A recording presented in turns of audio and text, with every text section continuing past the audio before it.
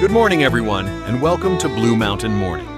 You know, there's something magical about these late February mornings, when winter's grip starts to loosen just a little bit. Oh my God, Mark, I literally just saw the first robin of the season this morning. I nearly spilled my coffee running to the window. Well, that's definitely a sign of spring approaching. And speaking of signs, it's Friday, February 28th, and we've got some fascinating stories to share with you today. But first, huge shout out to Sam from Boulder, Colorado. Thanks for spreading the Blue Mountain love and recommending us to your brother. That's exactly how we build this amazing community, one listener at a time. Absolutely. And Sam, we hope your brother finds the same sense of calm and clarity that you found with us each morning. Let's dive into today's headlines, and there's quite a bit to unpack today. Oh man, starting with that measles situation in Texas, RFK Jr. is getting absolutely hammered for his silence on this, right? Yes, the Secretary of Health and Human Services is facing significant criticism for failing to address the measles outbreak, especially given his long history of questioning vaccine safety.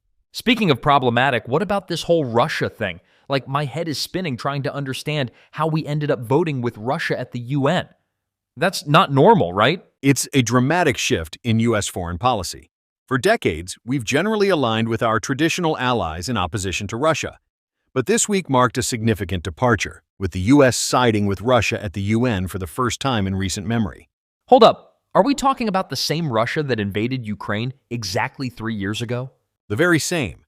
This represents a fundamental shift in how the U.S. approaches international relations, moving away from traditional alliances toward what appears to be a more transactional approach to foreign policy. We've seen some backpedaling, though, at least on President Trump's more extreme statements.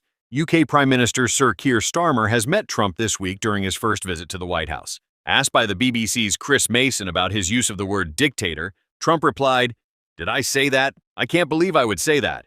This, of course, doesn't change the fact that the U.S. voted with Russia against a UN resolution, but it does make sure we don't completely alienate our allies. And then there's this absolutely wild letter from the former defense secretaries. 5 of them. That's huge, right? It's unprecedented.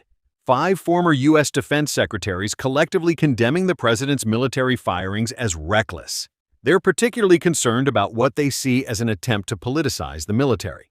Oh, and didn't they specifically mention something about the military lawyers getting fired too? Yes, they did. The firings extended to the top legal officers across the Army, Navy, and Air Force. Their letter specifically warns about removing legal constraints on presidential power. At least there's some good news with that court ruling about the labor unions, right? Indeed, at least if you agree with the labor unions' view. The unions are celebrating after a judge blocked what would have been mass firings across federal agencies. It's a significant victory for labor rights advocates. This is all just, wow. I mean, every day I think we've seen it all, and then... That's exactly why we're here, to help make sense of these complex developments. Speaking of making sense of things, let's shift gears and look at how these changes are affecting people on a more personal level. There's this massive shift happening in America right now. People aren't just moving to cities or suburbs anymore. They're heading way out into what some might call the middle of nowhere. Wait, seriously? Like, people are voluntarily choosing to live somewhere without a Starbucks every 3 blocks? Exactly. And it's not just retirees looking for peace and quiet. We're seeing young professionals, tech workers, even entire families making this choice. But why? I mean, don't get me wrong, I love nature and all, but there's a reason I keep my air fryer within arm's reach. Well, there are actually several driving factors. First, there's the cost of living. Housing prices in major cities have become astronomical. In rural areas, you can often get more space for a fraction of the price. Oh my God, don't even get me started on my rent. I could probably buy a small kingdom in rural Montana for what I pay here. Well, that's exactly it. Plus, with remote work becoming more common, people aren't tied to urban centers like they used to be. But what about internet? Please tell me they're not using dial-up like it's 1999. Actually, that's one of the most interesting ripple effects of this trend. As more people move to rural areas, we're seeing massive investments in rural internet infrastructure. Starlink and other satellite internet providers are transforming connectivity in remote areas. Oh, so that's why my cousin in Wyoming keeps bragging about his internet speed now. Exactly. But it's not just about infrastructure. These migrations are completely reshaping local economies. Small towns are seeing new businesses pop up, property values increase, and tax bases expand. But isn't that kind of, I don't know, changing what made these places special in the first place? That's a really important point. There's definitely tension between growth and preserving the character of these communities. Some longtime residents welcome the economic boost, while others worry about losing their way of life. So it's like when a cool indie band suddenly goes mainstream? That's not a bad analogy. And just like with music, there's this delicate balance between progress and preservation. Some communities are handling it better than others, creating zoning laws that protect local character while still allowing for growth. But what happens when the city folks realize they miss their fancy coffee shops and yoga studios? Interestingly, many aren't missing those things at all. They're finding different kinds of satisfaction, starting community gardens, opening small businesses, organizing local events. It's creating this fascinating blend of urban amenities and rural living. Watching this migration to rural America reminds me of something profound.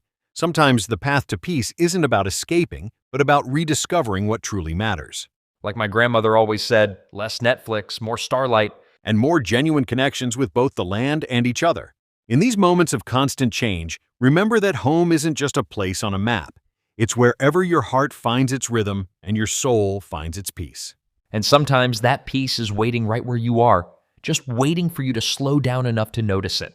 Like the morning light through your window or the familiar creak of your favorite chair. Man, I love our cheesy spiritual takes on things. And that brings us to the end of another Blue Mountain morning, friends. You know what really makes our day? When we hear that you've shared us with someone special in your life. Absolutely. If you've recommended us to friends or family, we'd love to give you a shout out. Just drop us a line at bluemountainmorningpodcast@gmail.com. And hey, don't forget to join us back here on Monday morning when we'll have another fresh cup of perspective waiting for you. Until then, stay grounded, stay curious, and remember, every morning is a chance to start again. Take care, everyone.